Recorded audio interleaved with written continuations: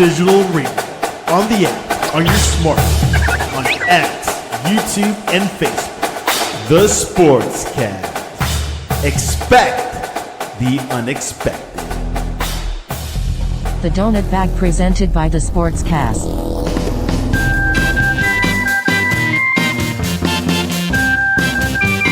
The Donut Bag, hosted by Joey Bag of Donuts. And here's your host, Joey Bag of Donuts.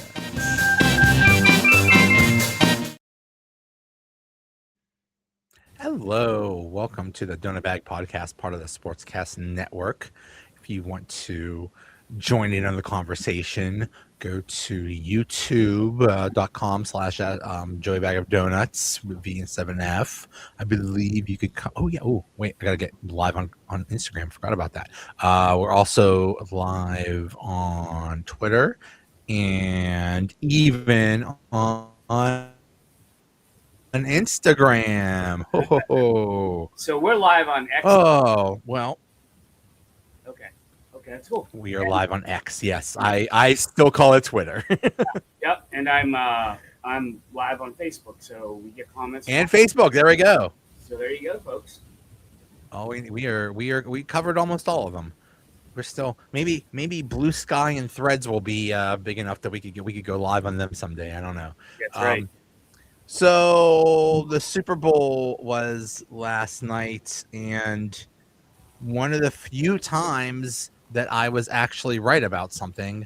I did not mind when the Patriots beat Denver to go to the Super Bowl because I knew this would happen, because I knew they were frauds. They had one of the easiest schedules ever, and then they had the luckiest path in the playoffs.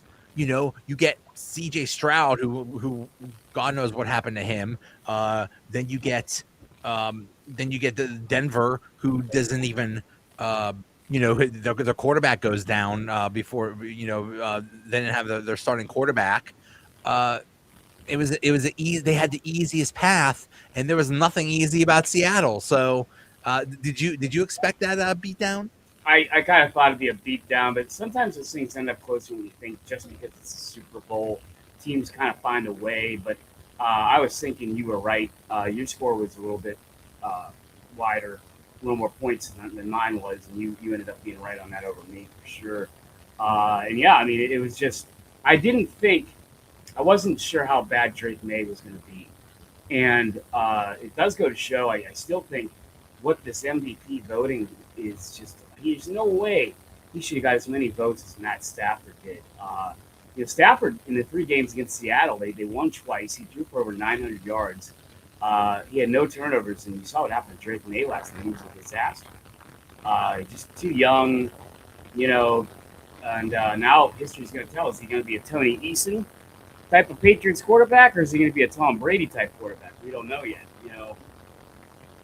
Here's the funny thing. We might not know. He might be Dan Marino. Yeah. He might not make it back to the Super Bowl. Might not make it back. Yeah. I mean, think about it. In the AFC, you have Lamar Jackson, Josh Allen, and, oh, by the way, Patrick Mahomes and Joe Burrow that you have to go through every single year. Yeah. This was just the convergence of the biggest amount of luck. That's why this would have been good for the Steelers if they could somehow have a good team and go far, because you're never going to have this situation where Mahomes is out of the playoffs, Lamar is out of the playoffs, Burrow is out of the playoffs, Josh Allen, well, he'll probably crap out every single time, but you didn't have this situation where everything went perfectly right. So, and by the way, Patriots, you're not going to have that last place schedule anymore. You're going to have a first place schedule, so have fun with that. You're not going to have that easy schedule next year. Good luck. No, and I think the Patriots and the Seahawks actually are on the schedule. That could be interesting. But yeah, it was, I guess in Pittsburgh, we always say, we love defense. We do, as long as it's ours. Because last night it just got so boring. I mean, it's hard. Like, okay, it's 9-0, 6-0. It's, okay, New England do something. And they couldn't do anything. It was horrible. Absolutely horrible. And I know Vrabel was trying to get them fired up there at the end of the first quarter, and they weren't having it. And it was, I think, at halftime everybody knew. Everybody knew. I mean, when it went to 12-0, I put out there that might as well be 21-0 because they're not coming back. I mean, you kind of knew. Well, it was 12-0 at the end of three quarters, and then I believe it was 19-0. A touchdown finally happened. Whoop-de-doo. Yeah. But then the New England scored a touchdown real quick, and it was 19-7. And then they were driving again. It's like, here we go, 28-3 all over again. And then Drake May just throws the biggest gift. Yeah. Early Valentine's Day gift or something, and just threw a Neil O'Donnell pass. Yeah. It's funny. We were just saying, well, the Steelers were built on defense, and you can't win with defense. Well, Seattle just proved you can't win with defense. So, whoops. Yeah, because Darnold was okay. I mean, he wasn't MVP material last night. That definitely went to Walker the third there out of Michigan State, and they're going to figure out what to do with it. You free agents, and if I were them, I'd sign him on the game quick. But he looked good, and he really, if it wasn't for that holding call, he would have had darn near 200 yards rushing and a touchdown. So that holding call, But kudos to him. He didn't get upset about that. He brushed it off, but he was dominant. And New England had no answer for that. So we heard about the New England defense too going into it, but obviously they weren't nearly the same, echelon at all as Seattle. Here's a crazy thing: Seattle has like more cap space next year this off season than the Steelers do. Mm-hmm. Like, God, they got super lucky. Yeah, it's just frustrating. It just goes to show you can win with defense, but that just should make us even angrier as Steelers fans, because it's like, we spent more than anybody on defense, and what the hell did we get for it? We got a whole bunch of just not the return for what we paid, what was spent on them. So just very frustrating. Yeah, but the thing is too that Seattle defense is pretty young, and our defense is it's younger. It's kind of borderline, but when you throw in TJ and Cam in there, it gets pretty old pretty quick. Jalen Ramsey makes it older, and that's, I think, the balance. One they have to figure out here in free agency, Joe, is who they keeping, why are they keeping them, or do you make a shift to the youth? And that's that big task for the next couple of weeks. Because that's a big thing now, right? Okay, Super Bowl, we watched it. The game was whatever you want to call it. We talked about the commercials, but now we into free agents. And that's where you heard a lot of pop-up stuff today. David Njoku not going back to Cleveland. Derek Carr says, "Hey, I'm willing to come back out of retirement." You have all this stuff that came out today, and it's free agency time. So it's going to be really interesting these next couple of weeks. And we all saw what happened with Cam Heyward on Sunday on X, Twitter. Well, let's talk about that. So on Sunday, he puts out a post where he closes a book. Pretty obvious symbolism there. You're closing a book on what? What is he? Did he just read a book? Is that why? Right. Was he part of a book club? Finish Harry Potter. Right. Is he? Yeah. What are you reading, Cam? Someone just told me he actually just closed down his Instagram account. Whatever that means. This is one of the things that is part of following sports in the 21st century is, we have to check their social media, and we have to see who they're following and not following, and if they post whatever they post on social media. We didn't worry about this in the 70s. No, we know. Jack Ham was not posting stuff about closing the book, and you're right. It's so. Does it mean, okay, we're closing the book on the Mike Tomlin chapter? I'm ready to move on to Mike McCarthy. I put it behind me. That's it. I'm closing the book on my career. I'm done. Which, it just, the timing of it, Joe, was really kind of significant because, again, this is the week where if you're going to call it quits or retire or whatever, or, this is kind of the week people start coming out of the woodwork. Like I said, Derek Carr. That's funny with Derek Carr. Like, well, I'm unretired. Well, you just retired a year ago. It's not like you're, not like you've been out of the league for 6 years. What are you, Phillip Rivers or something? Yeah, right. But this is what you get, and but it was. I think cryptic's really good there in your crawl there. I mean, that's about what it is, and we really didn't know what he's saying there. Close the book on the playbook because there's a new defensive coordinator. I mean, it's kind of funky. It's kind of funky. Yeah. I mean, it's just such a interesting situation. It's like, okay, he's old, but he's still producing. He made second team All Pro. He had a great year. Mm-hmm. But how long is he going to be? Is he going to fall off a cliff? Do you want him back? Then there's a whole thing of, well, if you want him back, then you're going to have to negotiate a whole contract. So we're going to have to go through that whole crap again. Yeah. I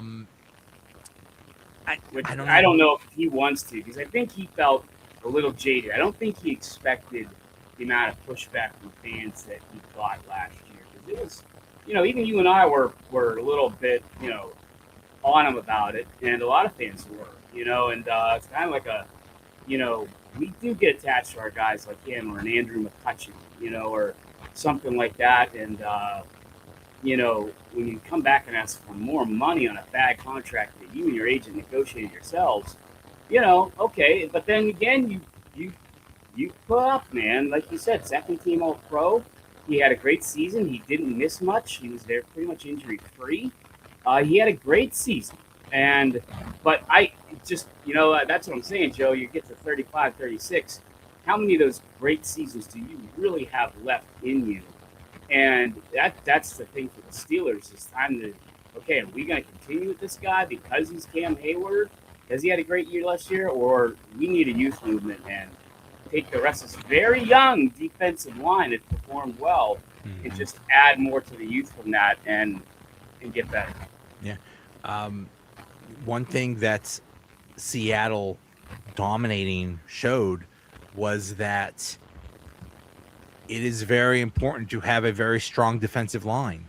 The Eagles won the season before. Same thing, strong defensive line. And what they do is they don't bring a million people on blitzes. They're rushing 4, and with that 4, they're getting a great penetration. They're getting a great pass rush. Just from those 4. So, and that's what I think the Steelers have been building toward the past couple of years, build up the offensive line, build up the defensive line, and hopefully that'll continue. So, yeah. But I mean, keep, if Cam is going to keep producing, so be it.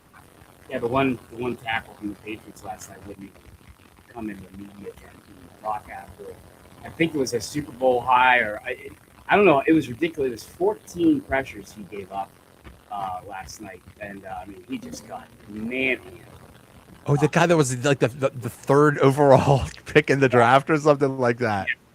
Yeah, he didn't want to talk to reporters last night. I guess you can't blame him, but that's the kind of thing you need. You need that defensive line that's going to dominate like that, and that's what Seattle did last night. Good recipe there. So Seattle didn't even make the playoffs the season before, and here they are winning the Super Bowl. So what did they do? They had an old coach that was been around for a long time. They had Geno Smith as a quarterback, and they had DK Metcalf as a wide receiver. And they changed coaches. They traded their quarterback, and they traded DK Metcalf. And those moves worked out like gold. and here we are winning the Super Bowl. So, can the Steelers do something similar? Can they make big moves, whether it's in draft, free agency, or trades, to be a Super Bowl contender? I think they're going to have to, but my gut feeling still tells me because it's Mike McCarthy, they'll bring Rodgers back for another year. I don't know if McCarthy wants to start out his tenure at head coach with just Will Howard or going to get Malik Willis or something like that, or Mason Rudolph, whatever you want to say. I think he would much prefer to have Rodgers come back as quarterback. So I think we have a pretty good shot at seeing Avon as our quarterback again. But from there, Joe, you do go to what can you do with the parts where we need improvement? The receiving core, number one. They have a lot of free agents. Gainwell, probably a guy you want to sign. He was a good third down. He was a good back for a lot of reasons. I think they could use him as a good third down back if he was in Philadelphia. But that's the thing. They took $100 million chance on Sam Darnold. And do you have to take that much of a chance? I don't know. Maybe not. And you also have people that say, well, that just goes to show you don't need a Matt Stafford or Tom Brady to win a Super Bowl. You can get by with a Trent Dilfer, Sam Darnold, Brad Johnson type. I say you can get one Super Bowl out of that. But if you want to start up a dynasty again, take 2 or 3, you need a guy like a Big Ben. You need a guy like a Russell Wilson. You need a guy that can actually get you there and win a couple for you. So that's what they got to figure out. I really think they're starting to show a little bit of their cards, Joe. I don't think they're going to draft a quarterback. And it's been apparent that they want an answer from Aaron Rodgers here within the next 30 days of what they're doing. And I think that's going to determine a lot about which way they go quarterback-wise. And then, again, a lot of the free agents, what are you going to do with them? You're going to let them walk? And what do you want this team to be? A young, hungry team or keep what we have? Because keeping what we have, no, they're not going to be a contender in the Super Bowl next year. They need to make some definite distinctive moves and additions to free agency to be knocking on the AFC Championship door. I'll say that. Yeah. It's possible, but it's not likely. You got to make some big moves. I don't know what those are, but you got to make some big moves. So we'll see. Maybe, a lot of this is on Omar Khan. We don't know what the power structure of the Steelers is or was. We don't know how much of an influence Tomlin had in picking players. Well, now Tomlin's gone. So now it's basically all on Omar Khan. Okay, let's see what you got, buddy. So, and especially with all those draft picks and all that cap space, you got a lot at your disposal. So there's a lot he could do. I think the only thing they have in their bag of tricks, if you will, to make a splash like you were suggesting, would be trading TJ Watt. I don't know what Cam Heyward would demand. He probably would get something. But TJ Watt's going to get you the most on your return. And I think right now you have a hard time pushing him a little bit. He's been going downhill. He only had 7 sacks last year. I don't know if he even had a multi-sack game last year. Maybe 1. But you're not exactly pushing the TJ Watt from 2 years ago. You're pushing the TJ Watt that's aging and kind of showing it. So that's the splash they can make is trading TJ Watt. That would be the big one they would be able to do with a card they would have to play. But other than that, I think it's kind of minimal. Do they bring back DK? I think they would. And then, of course, again, they got to figure out the quarterback situation. Yeah. In one of the most interesting things to read is the Jerry Dulac chat every Wednesday. He does a he does a chat, and it's always interesting to hear from Jerry because he is very well connected to Rooney and the front office. He said in last week's chat, the first round is either going to be quarterback or wide receiver. That's it. Those are the positions. Nothing else. So if they're not drafting a quarterback, they're going to draft a wide receiver. So here we go. Yeah, I think it's going to be wide receiver. I don't see how it can't be. Heck, they might need to go wide receiver back to back. They're so depleted. Or depending on who they might bring in free agency. But if you're going to bring in a guy, I'd like to see a guy in his late 20s and not, another guy. They've been bringing in some guys, Joe. They're just, don't be bringing these guys in their 30s. There are some interesting wide receiver free agents out there. But yeah, like you said, a lot of those interesting wide receivers are like old. Right.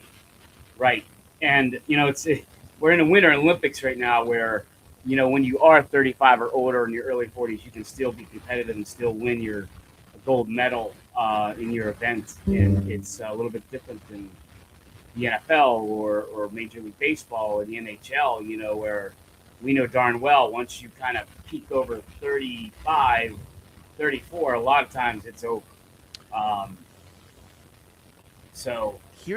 Here's three possible free agent wide receivers that I think are actually interesting.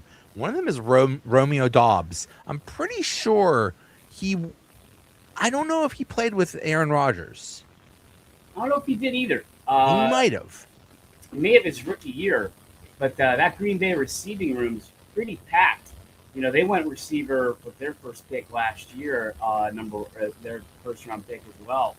They got a pretty thick receiving core, and I think that the Steelers could maybe bring him in. I would love to see Romeo Dobbs in the black and gold. Juwan Jennings, that's another interesting one from the 49ers. And then Wan'Dale Robinson. Oh, yeah, from the Giants. Yeah. And then there's like the retreads, which are Brandon Ayuk, Tyreek Hill, Calvin Ridley, and Darnell Mooney. No. That's just very high risk. Mike Evans, Deebo Samuel, Keenan Allen, Marquise Brown, Brandon Cooks, Christian Kirk. So basically your older, past their prime, no thanks. Those are the guys you should be bringing in like the Steelers did late in the season if you have injuries. Although the Steelers are bringing them in to be legit receivers. They flirted with Christian Kirk the last couple of years, and for whatever reason, never seemed to get that done. And Christian Kirk ended up having a decent second half with a very hot Jags team. So who knows? They may still sign him. But, all those other guys, Darnell Mooney had his chance in Chicago, just never really worked out. But no, those are guys, if they're on the roster, Joe, they better be a fourth receiver. Right. Yeah. It is. Well, let's talk about now that the Super Bowl is done. Let's talk about what's coming up this off season. So the NFL Combine is February 23rd to March 2nd. So basically 2 weeks from now. That's when the NFL Combine is. Then March 3rd is the deadline for franchise tags. And from what I've seen, the main person getting a franchise tag is going to be George Pickens, which should be really interesting because he is not going to take that news well. Dude's going to want a huge contract, and he's only going to get a 1-year deal. And unhappy George Pickens is not fun. Yeah, not fun. Not fun. Not anything the Steelers wanted to deal with anymore. So, but the one of the third round draft picks they have this year is from that George Pickens trade. So we'll finally get to see what happens there. Yeah, it seems like Dallas said that they intend to use the franchise tag on him for $28 million. And so, it's not going to work out well. Contract negotiations in the Cowboys never go poorly, so there should be no worries there. Those are always good. It's always entertaining from where we're sitting. But my goodness, what a So glad we don't have Jerry Jones as a owner. I mean, that goes back to Emmitt Smith when they were having problems. And he missed a few games and they lost like those games, and they're like, okay, fine, we'll give you the money. Yeah. And the funny thing is, like, back then it's like, well, I want 3.5 million. Oh yeah, well, we're only gonna give you 3.1 million. Like, you know, now we're talking 30, 40, 50 million a year. Yeah. And then March 9th is basically when free agency begins. It's when the legal tampering period is, and that's basically when we find out what free agents are going to go places. And then March 11th is when they officially get signed, when the 2026 league year begins. March 29th to April 1st is the annual league meeting. So usually, a lot of times trades happen at that time for the draft. And then April 23rd to 25th, the NFL draft in Pittsburgh. That's going to be a good one. Now, so far, I'm encouraged by, if the Steelers are indeed telling Aaron Rodgers, we need to know by this certain date, I am encouraged by that, because that's the first thing they got to get off their plate. Now, I'm not trying to beat a dead horse there, but we need to know, okay, who's our quarterback? Is Aaron Rodgers coming back? Good, fine. Going to give him another $10 million or whatever it may take, 12, I don't know. Bring him back. Well, if he's not coming back, okay, fine, too. Now we need to know, do we go get Derek Carr? Do we go get Malik Willis? Do we go get whatever we need? That needs to be known and set up right away. Then you work on all this other stuff. Are we bringing back Gainwell? Are we going to trade T.J. Watt? What's going on with Cam Heyward? All these things fall into place. But the number one domino is trying to figure out what they're going to do with Aaron Rodgers and what Aaron Rodgers wants to do with the Steelers. And it's a totally different situation from last year to this year, because last year Aaron Rodgers had no idea what Pittsburgh was like and what the Steelers were like. Now he knows not exactly, but he knows the organization. And yes, he doesn't know. Yes, Mike Tomlin isn't here anymore, but he knows Mike McCarthy a lot better than he knew Mike Tomlin, and a whole bunch of other people I'm sure he knows well too. So I think he would be excited about that. So I mean, I would think if the Steelers want him and he probably wants to be back, I think we're going to know pretty soon. So yeah, I don't think it's going to be like last year where we waited till freaking May or June or ridiculous thing like that, which just infuriated a lot of us. So yeah, I think it'll be a lot quicker this year. Yeah, they're not in a position where they can afford to have that. That's the thing. And I agree with you. If there's anybody other than Mike McCarthy, I think we'd already know the answer. I think Aaron Rodgers would have all it's done. We'll move on. But I think that's going to be number one. To get that behind them, and then again, you start looking at these things. What about trades? What can we do with this guy? What can we do with that guy? Because Mike McCarthy obviously knows what he wants. I mean, he's pretty much got his coaching staff set up. It's the largest coaching staff the Steelers have seen. It's very repetitive, like what I said was in Dallas when you're 24 on that staff with Dallas. It's just under the 24, but he obviously wants to get together with those guys, get together with Omar Khan, and figure out just what the hell they want to do and how they want to start this, next 5 years off with this free agency. And so I expect them to be, I don't know if I want to say very active yet, Joe, but I expect the Steelers to be one of the more interesting teams heading into free agency as far as what they need, what are they going to do, who are they going to do it with. I think it's going to be a very fascinating off season, not just for the Steelers, but for many teams, because 10 teams changed coaches. Yeah. A lot of those teams changed GMs, and a lot of those teams changed coordinators. So there's going to be so much movement, so many trades. It's going to be wild. And whatever we assume things about, this team likes this player or whatever, the Steelers will want to keep this person or whatever, but we don't know, because this is a whole different staff, so we don't know.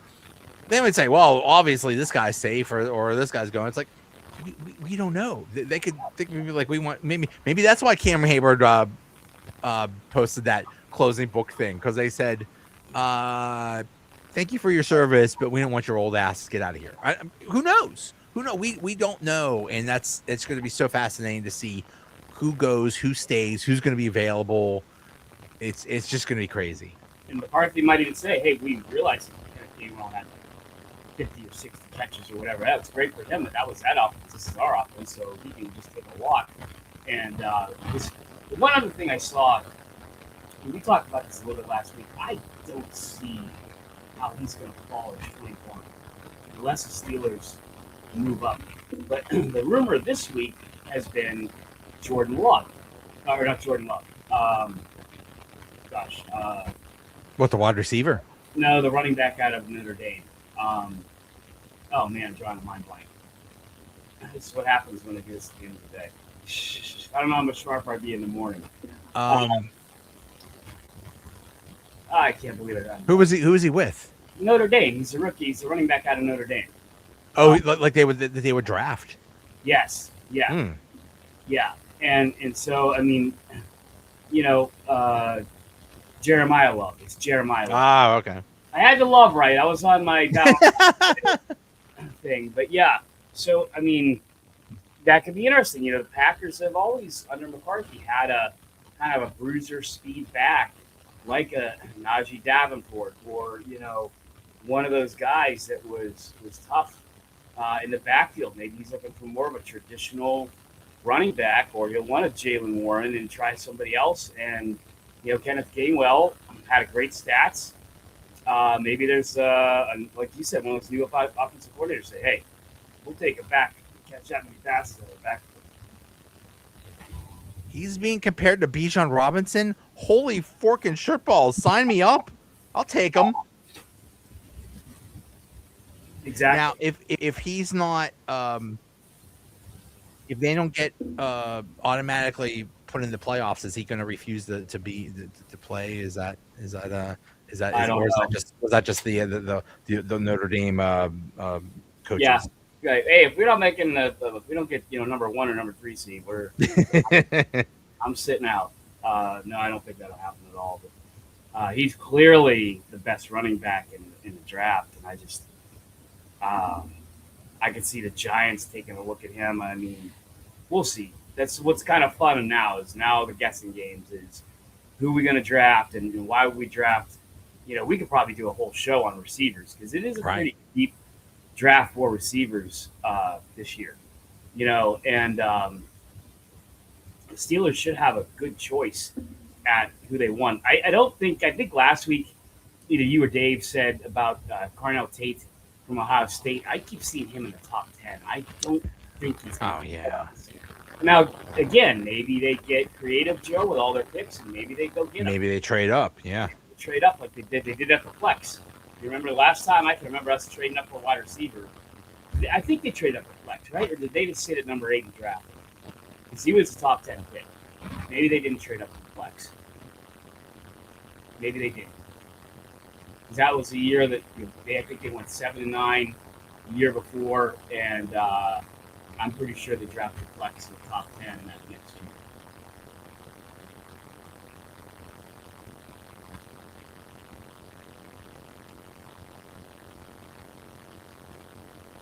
You there, Joe?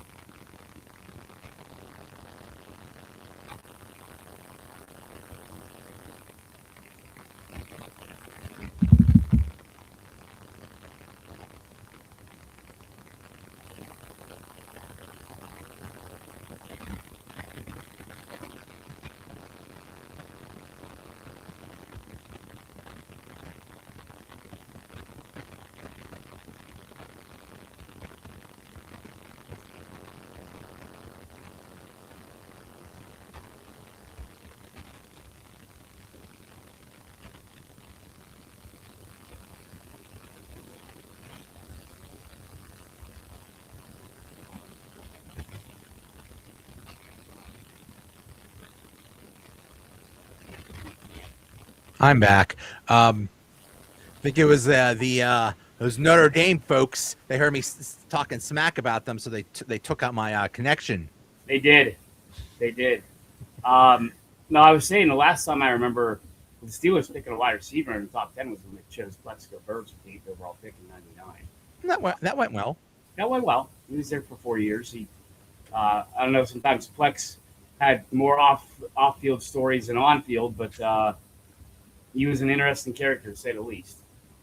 But that's the fun thing about, we might look at mock drafts now and say, oh, they might get this guy, and then, in reality, that person won't go anywhere near, 21 or whatever. They'll be drafted top 5 or something like that. And I was like, when we think, well, like, what were we even thinking that he would drop that far? So it's just a very interesting time. We'll know more after the combine, and then those wonderful pro days, which are just funny. Combine It's just is a big deal for wide receivers. Yeah. It's probably one of the positions that I think are most impacted by sometimes it depends on what quarterback you have thrown to you. And then generally for your pro day, you get to have the quarterback that's going to throw to you for, the last 2 seasons. So that'll be big. But I think that some Steelers coaches are going to be doing some traveling these next couple weeks, some heavy traveling to check out the wide receivers. It's going to be interesting and very, very busy, very important off season that just began. So, never a dull moment, and it's always going to be craziness up until just never a dull moment, huh? No, and again, Tate's the number 1 rated overall receiver right now. There's the Concepcion kid, Lennon, and Jordan Tyson. Another kid.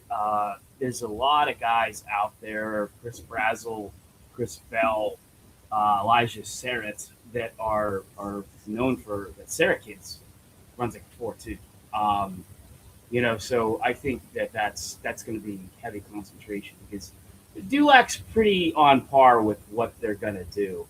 I don't think they're going quarterback, so I think they're sinking all the chips in a wide receiver.